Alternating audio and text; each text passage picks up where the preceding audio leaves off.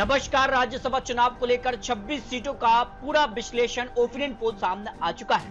राज्यसभा चुनाव को लेकर उम्मीदवारों को लेकर भी लिस्ट सामने आ चुके हैं और उम्मीदवारों को लेकर इस बार बड़ा उलटफेर सामने आ रहा है, क्योंकि यहां पर चुनावी तारीखों के ऐलान के बाद राज्यसभा सीटों को लेकर उम्मीदवारों को लेकर भी यहां पर पूरा मंथन शुरू हो चुका है। जहां अगर बात की जाए तो भारतीय जनता पार्टी ने एक बड़ी मीटिंग की है, लेकिन मानी जा रही है कि 26 सीटों पर जो राज्यसभा चुनाव होने जा रहे हैं 18 जून को यहां पर मतदान होगा।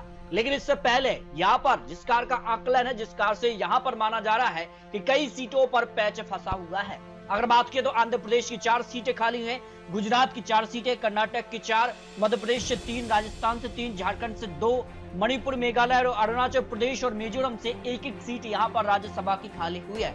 अब इन यहां पर सीटों पर किस कार से उम्मीदवार यहां पर चुनावी मैदान में उतरने जा रहे हैं और कहां पैच फंस सकता है राज्यसभा चुनाव को लेकर, इस पर यहां पर पूरे आंकड़े सामने आ चुके हैं। क्योंकि इस बार माना जा रहा है कि राज्यसभा में अपनी ताकत बढ़ाने को लेकर हर एक पार्टी पूर्ण रणनीति से इस बार चुनावी मैदान में उतर रही है। बात की जाए राज्यसभा को लेकर तो मध्य प्रदेश में 3 ही सीटें खाली हो रही हैं, लेकिन 4 बड़े नेता इन 3 सीटों पर अपना दांव खेलते नजर आ रहे हैं। कांग्रेस की बात की जाए तो पूर्व मुख्यमंत्री कमलनाथ और पूर्व मुख्यमंत्री दिग्विजय सिंह यहाँ पर एक राज्यसभा सीट पर दांव खेल सकते हैं और भारतीय जनता पार्टी से यहाँ पर कैलाश विजयवर्गीय और अगर बात की जाए तो नरोत्तम मिश्रा इस बार 2 सीटें यहाँ पर राज्यसभा की खाली हो रही हैं। आंकड़ों के हिसाब से भारतीय जनता पार्टी को 2 सीटें मिलेंगी, लेकिन उम्मीदवार कौन होंगे वो भी महत्वपूर्ण माना जा रहा है। क्योंकि यहाँ पर बात किया तो एक सीट को लेकर भी कांग्रेस में यहाँ पर जो है पैच फंस सकता है, क्योंकि कांग्रेस के कई ऐसे विधायक हैं जो क्रॉस वोटिंग कर सकते हैं। इसको लेकर माना जा रहा है कि क्या कांग्रेस मध्य प्रदेश की एक सीट निकाल पाएगी, ये भी महत्वपूर्ण है। लेकिन आंकड़ों के हिसाब से 58 विधायकों के दम पर एक सीट निकलेगी। कांग्रेस के पास 53 है, लेकिन 3 से 4 ऐसे विधायक हैं जो सीधे तौर पर क्रॉस वोटिंग कर सकते हैं, जो बड़ी खबर सामने आ रही है। जबकि कांग्रेस के राष्ट्रीय अध्यक्ष मल्लिकार्जुन खड़गे भी यहाँ पर राज्यसभा से रिटायर होने जा रहे हैं। कर्नाटक की अगर बात के 4 सीटों पर इस बार जो है चुनाव होने जा रहे हैं। ये तो कांग्रेस की सरकार कर्नाटक में है, तो फायदा कांग्रेस को मिल सकता है। आंकड़ों के हिसाब से अगर बात की कांग्रेस को यहाँ 3 सीटें मिल सकती हैं, क्योंकि एक राज्यसभा सीट के लिए 46 विधायकों की जरूरत है। कांग्रेस के पास अब 136 है। उस आंकड़े से अगर बात किया तो 138 का आंकड़ा पहुंचता है, यानी कुछ और विधायकों की जरूरत होगी। जबकि बात की जाए तो यहाँ पर भारतीय जनता पार्टी को एक सीट तय मानी जा रही है, यानी 4 में से 3 कांग्रेस और 1 भारतीय जनता पार्टी को कर्नाटक से सीट मिल सकती है अगर कोई बड़ा उलटफेर नहीं होता है।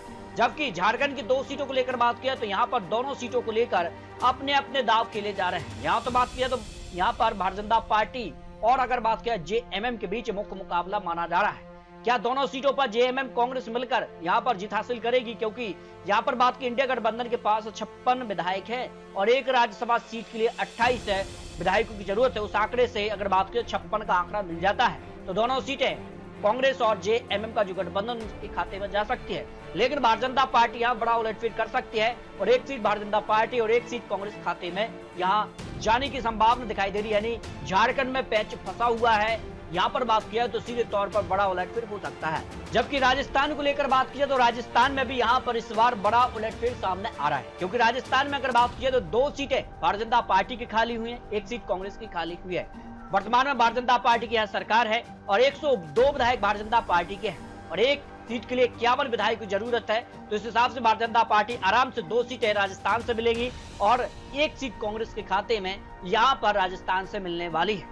जबकि बात की जाए तो कई राज्यों में यहाँ पर इस बार बड़ा उलटफेर होगा और किस गठबंधन को फायदा होगा, इस पर भी महत्वपूर्ण आंकड़े सामने आ चुके हैं। आंकड़ों के हिसाब से बात की जाए तो कांग्रेस को 1 सीट मध्य प्रदेश और 3 सीटें कर्नाटक, झारखंड से 2 सीट भी मिल सकती है, 1 सीट पर पैच फंस सकता है, राजस्थान से 1 सीट है और अगर बात किया तो अरुणाचल प्रदेश, यहाँ पर मिजोरम, आंध्र प्रदेश में भी यहाँ पर सीधे तौर पर बड़ा उलटफेर हो सकता है।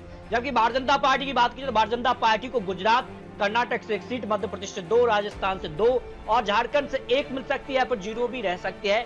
जबकि मणिपुर और यहाँ पर अरुणाचल प्रदेश से 1-1 सीट भारतीय जनता पार्टी के खाते में जा सकती है। इस तरह से राज्यसभा की 26 सीटों पर संख्या बल के आधार पर जो विश्लेषण निकलकर सामने आ रहा है, संख्या बल की अगर बात की जाए तो भारतीय जनता पार्टी को इस बार फायदा मिल सकता है। यहाँ पर 15 से 17 सीट का विश्लेषण सामने आया है, जबकि 9 से 10 सीटें इंडिया गठबंधन के खाते में जा सकती हैं। कुछ सीटें अन्य पार्टी के खाते में भी जाने की संभावना यहाँ पर राज्यसभा चुनाव को लेकर सामने आ रही है। तो इस तरह से राज्यसभा चुनाव का महत्वपूर्ण विश्लेषण सामने आ रहा है।